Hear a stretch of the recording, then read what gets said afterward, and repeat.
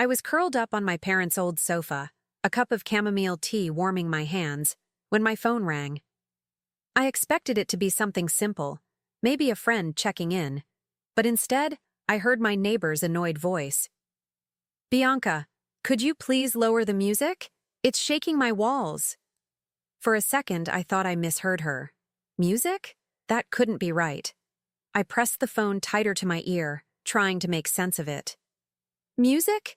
That's impossible. I'm not even home. I'm at my parents' place.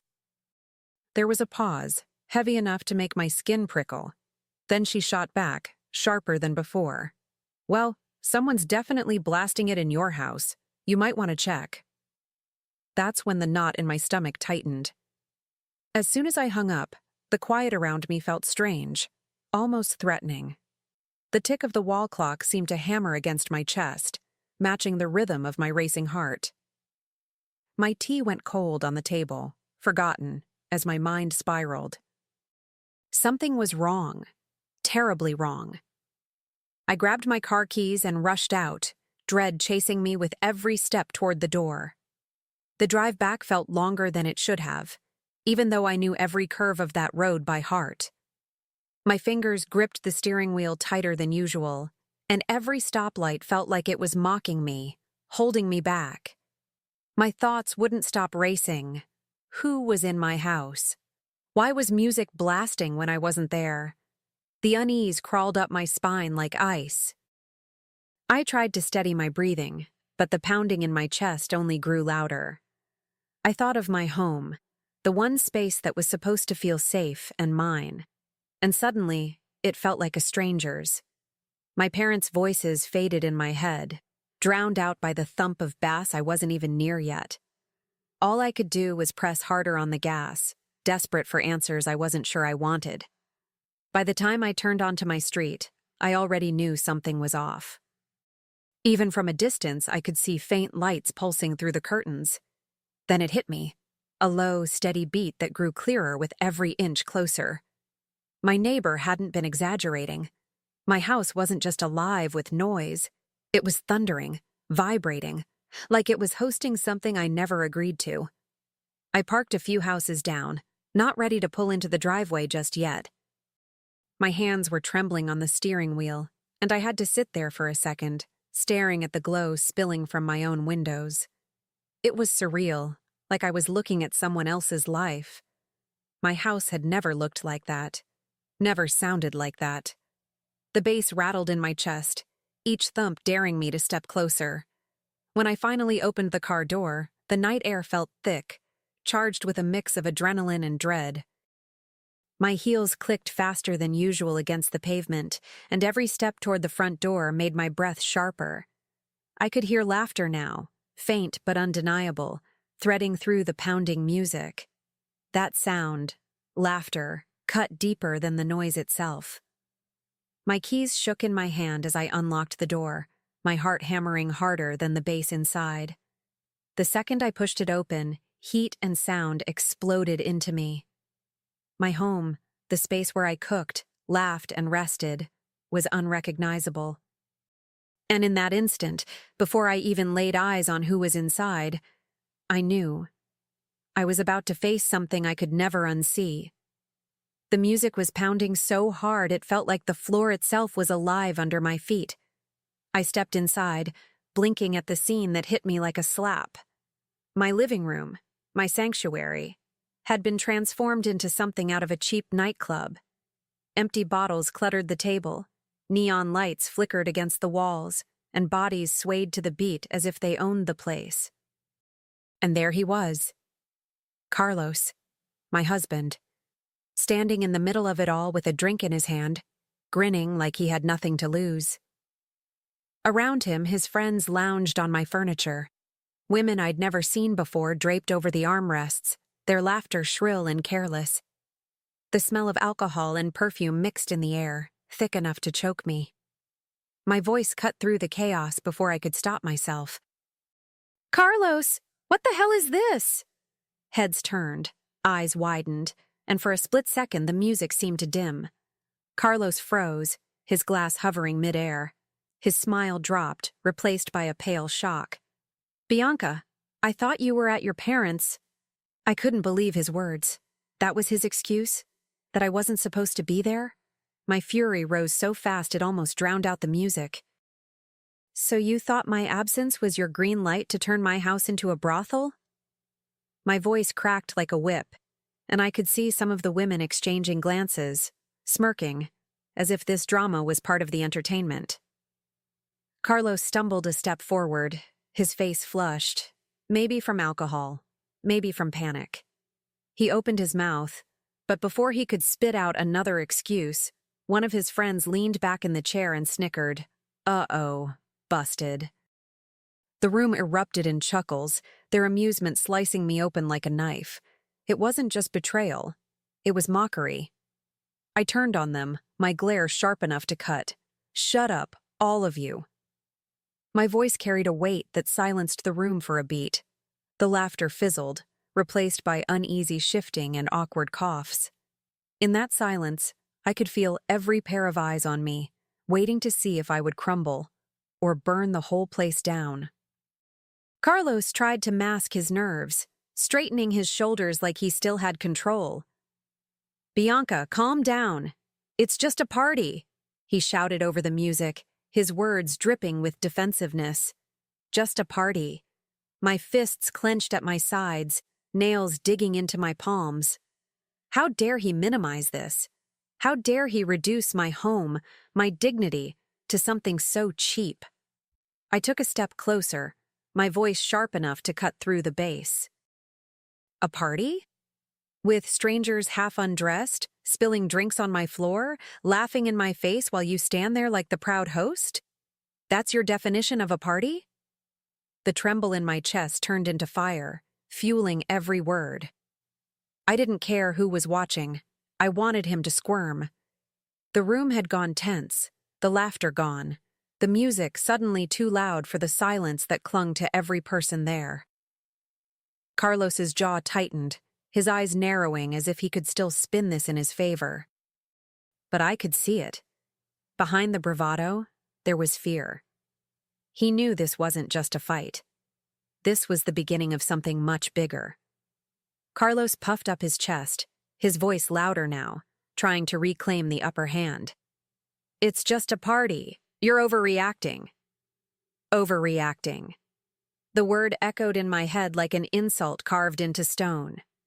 My lips curled into a bitter smile, because deep down, I knew this was his default move, dismissing me, making me small. But not tonight. I tilted my head, letting my voice drip with mockery. "A party? With half-dressed strangers grinding in my living room and you playing Mr. Generous Host? That's what you call a party?" I could see his friends shifting uncomfortably, some looking away, others smirking like they were watching a show they didn't want to miss. Carlos snapped, his face redder than the cheap wine staining my rug. "Stop making a scene in front of everyone." His words cracked like a whip, but instead of recoiling, I felt a strange calm settle over me. I smirked, cold and deliberate. "Oh, don't worry, Carlos. This scene?" I paused, letting every pair of eyes cling to me. "It's just getting started." The room crackled with tension, every beat of the music clashing with the silence of people holding their breath. I could see it in Carlos's eyes. He wanted me to back down, to retreat into the role of the quiet wife who wouldn't dare embarrass him. But that woman was gone. I planted my feet firmly on the ground, daring him to push me further. "You want me to stop making a scene?" I leaned in, my voice cutting low but clear enough for everyone to hear. "Then maybe you shouldn't have turned my home into a circus while I was gone. Maybe you shouldn't have mistaken my kindness for blindness." His friends exchanged glances, some stifling laughs, others wide-eyed, waiting for his comeback. Carlos swallowed hard, his bravado slipping like a mask too heavy to keep in place. His jaw clenched, his fists balled at his sides. But the truth was there, in the tightness of his shoulders, in the flicker of fear darting across his face. He wasn't in control anymore. And the best part? He knew it. I let the silence stretch, savoring the weight of every eye on us. Then I straightened my spine, refusing to let him bury me under his lies. "You want to talk about a scene?" I said, raising my voice above the pounding music. "The only scene here is you, Carlos, parading around like a king when you're nothing but a joke in your own home." Gasps rippled through the room. Carlos's face twisted, his mouth opening and closing like he was searching for words that wouldn't come. His friends shifted uncomfortably, some pretending to sip their drinks, others staring down at the floor. The women perched on the couch suddenly looked less amused, their giggles dying out as the reality of the moment sank in. For the first time, I saw it. His confidence cracking, his pride collapsing under the weight of truth. And while he was busy trying to save face, I was already planning my next move. Because humiliation, as sharp as it was, wasn't enough. I wanted justice. And justice would come quietly, calculated, on my terms. That night, when the music finally died and the strangers drifted out like shadows, Carlos collapsed onto the bed, reeking of liquor and sweat. He was snoring within minutes, as if nothing had happened, as if the mess he created could vanish overnight. But me? I sat in the dark, wide awake, the glow of my phone screen lighting up the anger in my eyes. I walked through the wreckage of my living room, the sticky floors, the overturned glasses, the faint perfume still hanging in the air, and I made a decision. Rage was too easy. I wanted something sharper, something permanent. So I opened the drawer where he kept receipts and statements, pulling out every trace of his reckless spending. Bottle after bottle, gift after gift, all of it adding up to betrayal written in numbers. With each paper I gathered, my resolve hardened. He thought I'd scream, break dishes, forgive later like nothing happened. But I whispered to myself, low enough not to wake him. "Not this time, Carlos. You humiliated me in my own home. I'll make sure everyone sees exactly who you are." And for the first time that night, I felt calm. The next morning, while Carlos nursed his hangover, I slipped out of the house with a folder full of evidence pressed to my chest. Every receipt, every bank statement, every careless charge tied to his so-called parties was neatly stacked, my quiet weapon. My heart pounded, but it wasn't fear this time. It was purpose. For once, I felt like I was steering the wheel. At the lawyer's office, the air smelled faintly of coffee and leather-bound books. She listened carefully as I laid everything out, her brow lifting higher with each page she turned. When she finally looked at me, her expression was steady, professional, but there was a flicker of reassurance in her eyes. "If you move forward," she said firmly, "you can claim the house and the majority of assets. His behavior is reckless enough to strengthen your case." Her words sank in, heavy and liberating all at once. I nodded, my throat tight but steady.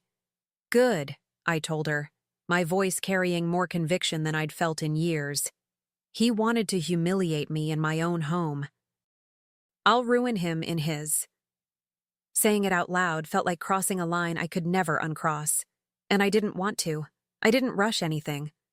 I took pictures, every reckless receipt, every late-night delivery confirmation, every text that read like an invitation. I copied bank statements and highlighted the lines that mattered, turned blurry, drunken photos into a timeline that couldn't be shrugged off. I even spoke quietly to a few neighbors who'd heard the noise. Their small, honest confirmations became quiet allies in my folder. Back at home, I organized everything into neat stacks, each one a little verdict. Finances, witnesses, photos, messages.